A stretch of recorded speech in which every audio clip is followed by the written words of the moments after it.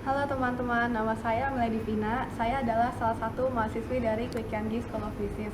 Hari ini saya dan kelompok saya akan menjelaskan salah satu materi dari manajemen keuangan, yaitu mengenai biaya modal atau struktur modal. Perkembangan dunia bisnis yang semakin ketat dan persaingan antar perusahaan yang semakin tajam membuat perusahaan harus unggul dalam bidang-bidang tertentu. Contohnya dalam teknologi, sumber daya manusia, dan produk yang dihasilkan. Namun, untuk mencapai keunggulan tersebut, perusahaan juga harus mempunyai investasi besar dan dana yang besar. Untuk mengatasi masalah tersebut, perusahaan harus mencari sumber-sumber permodalan yang besar agar perusahaan dapat membangun investasi yang baru. Halo teman-teman, nama saya Handi. Saya akan menjelaskan tentang teori biaya modal. Biaya modal adalah biaya yang harus dikeluarkan atau dibayar oleh suatu perusahaan untuk mendapatkan modal guna investasi perusahaan. Pada umumnya ada dua sumber modal untuk perusahaan. Yang pertama adalah hutang, yang kedua adalah ekuitas. Hutang biasanya didapat dari pinjaman bank atau kreditur, dan kedua, ekuitas adalah dana yang diperoleh atas investasi pemilik modal dari pasar modal. Halo teman-teman, saya Luciana. Untuk memperjelas mengenai materi struktur modal ini, saya akan memberikan contoh kasus.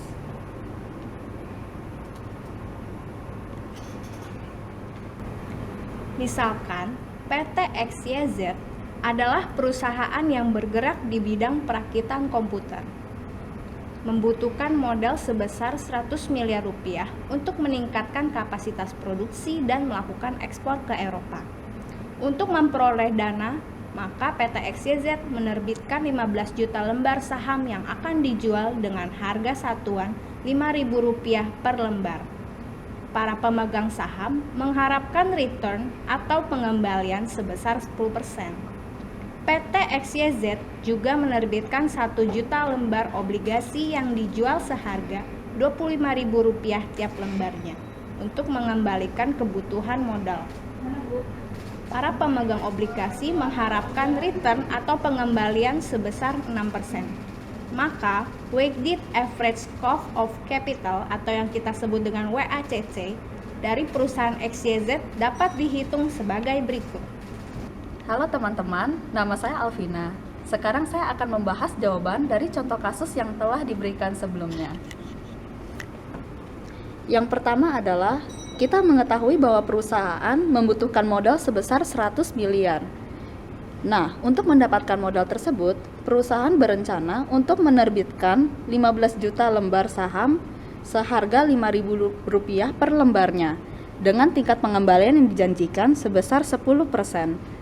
Lalu yang kedua, perusahaan juga ingin menerbitkan 1 juta lembar obligasi dengan harga Rp25.000 per lembarnya, dengan tingkat yang diharapkan adalah sebesar 6%.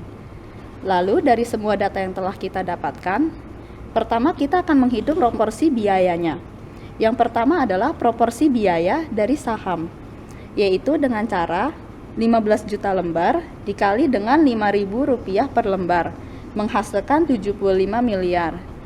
Lalu 75 miliar dari 100 miliar itu didapatkan hasil sebesar 75%. Jadi diketahui bahwa proporsi biaya saham sebesar 75%.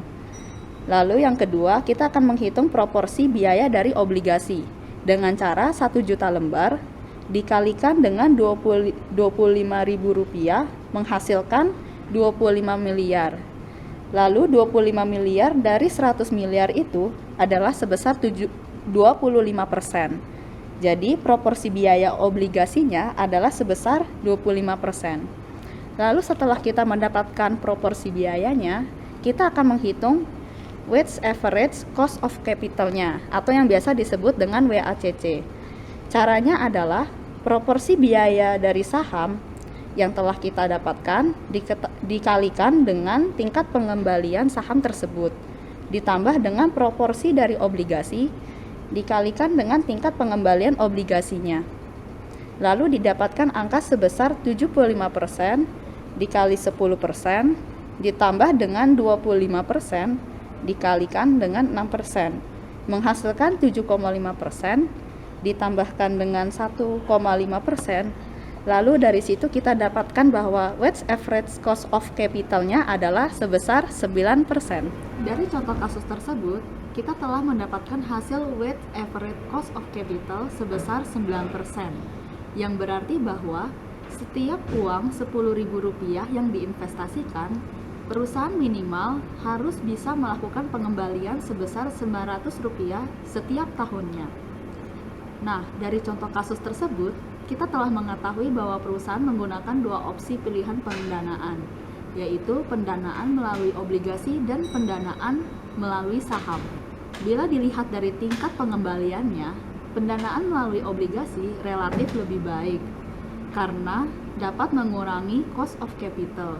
Namun, pendanaan melalui saham cenderung lebih mudah untuk menarik minat para investor dikarenakan likuiditas dan tingkat pengembaliannya yang berpotensi cenderung lebih tinggi bila dibandingkan dengan tingkat pengembalian saham. Nah, dengan menghitung secara akurat, cost of capital merupakan faktor penentu apakah suatu bisnis atau proyek menguntungkan atau tidak. Halo teman-teman, nama saya Sani. Sekarang saya akan memberikan kesimpulan mengenai presentasi kami tentang WACC. Ya, jadi menurut kesimpulan kami, perusahaan itu pasti butuh dana untuk membiayai proyek-proyeknya. Nah, dana itu bisa melalui dua akses. Akses pertama adalah akses eksternal dan akses kedua adalah akses internal. Akses internal ini adalah dana dari perusahaan itu sendiri, bisa berupa retained earning atau laba ditahan. Sedangkan dana eksternal perusahaan adalah dana dari luar, berbentuk penerbitan saham, penerbitan obligasi, dan peminjaman dari bank. Nah, jadi setelah itu kita harus menghitung biaya modal yang kita keluarkan untuk membiayai perusahaan tersebut dengan menggunakan metode WACC atau rata-rata modal tertimbang. Terima kasih.